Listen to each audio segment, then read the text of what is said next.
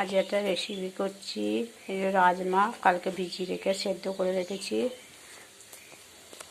একটু দেরি হয়ে গেল।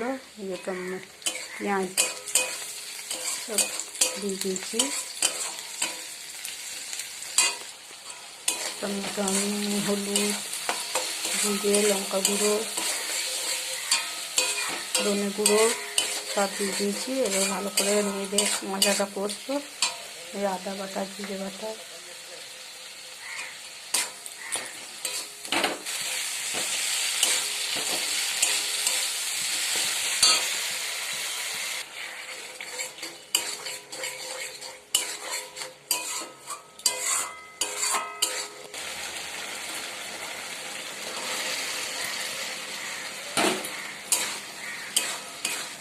এবার ভালো করে নাড়াচাড়া করবো।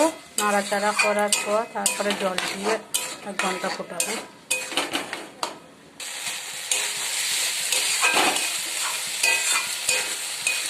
কষা হয়ে গেছে, এবারে একটু জল দিয়ে রেখে দেবো, একটু 1/2 ঘন্টা ফুটবো। তারপরে আবার গরম মশলা দিয়ে নামিয়ে নেবো, খালি হয়ে যাবে।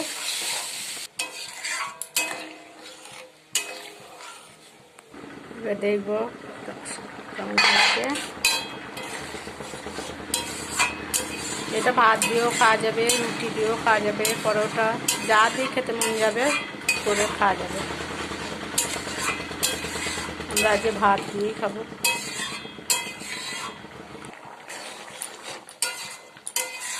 আর একটু হবে, একটু দেখবো।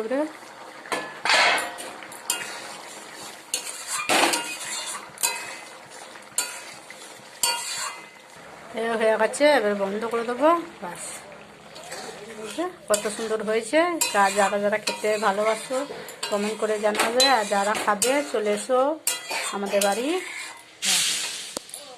হয়ে গেছে, দেখুন কত সুন্দর হয়েছে।